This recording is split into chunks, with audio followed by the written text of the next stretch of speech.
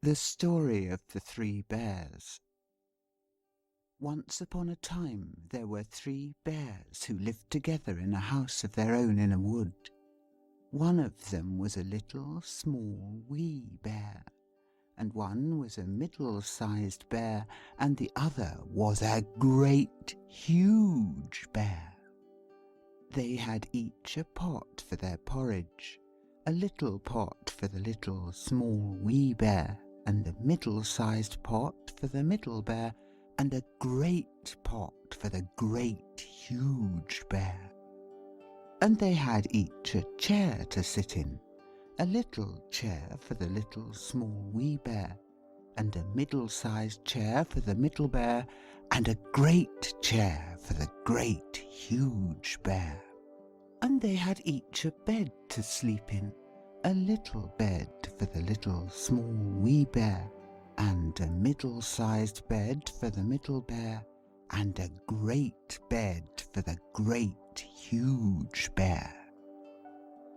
One day, after they had made the porridge for their breakfast and poured it into their porridge pots, they walked out into the wood while the porridge was cooling, that they might not burn their mouths by beginning too soon to eat it.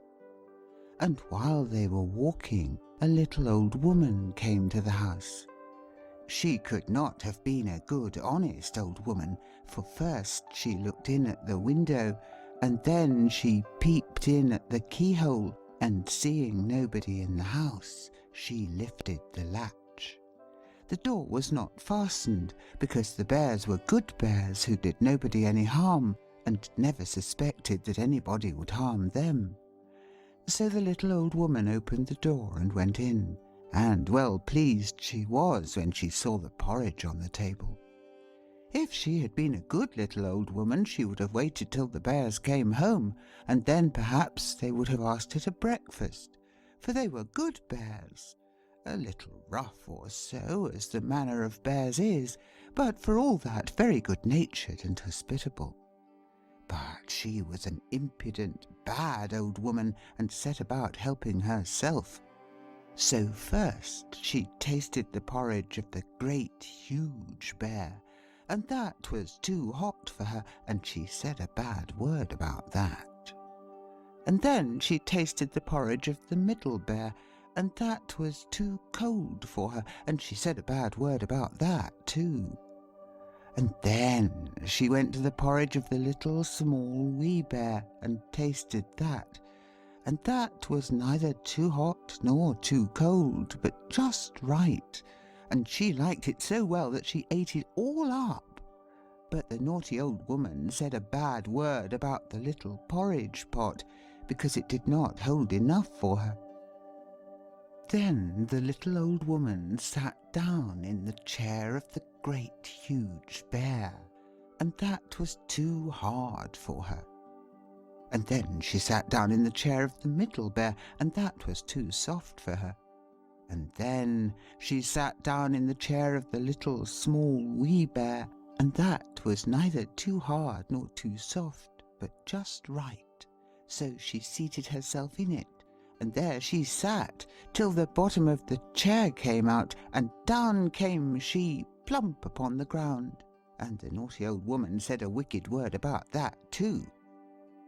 Then the little old woman went upstairs into the bedchamber in which the 3 bears slept, and first she lay down upon the bed of the great huge bear, but that was too high at the head for her. And next she lay down upon the bed of the middle bear, and that was too high at the foot for her. And then she lay down upon the bed of the little, small, wee bear, and that was neither too high at the head nor at the foot, but just right. So she covered herself up comfortably and lay there till she fell fast asleep. By this time the 3 bears thought their porridge would be cool enough, so they came home to breakfast. Now the little old woman had left the spoon of the great huge bear standing in his porridge. "Somebody has been at my porridge," said the great huge bear in his great rough, gruff voice. and when the Middle Bear looked at his, he saw that the spoon was standing in it too. They were wooden spoons. If they had been silver ones, the naughty old woman would have put them in her pocket. Somebody has been at my porridge, said the Middle Bear in his middle voice. Then the Little Small Wee Bear looked at his, and there was the spoon in the porridge pot, but the porridge was all gone. Somebody has been at my porridge and has eaten it all up, said the Little Small Wee Bear in his little small wee voice. Upon this the three bears, seeing that someone had entered their house and eaten up the Little Small Wee Bear's breakfast, began to look about them. Now the little old woman had not put the hard cushions straight when she rose from the chair of the great huge bear.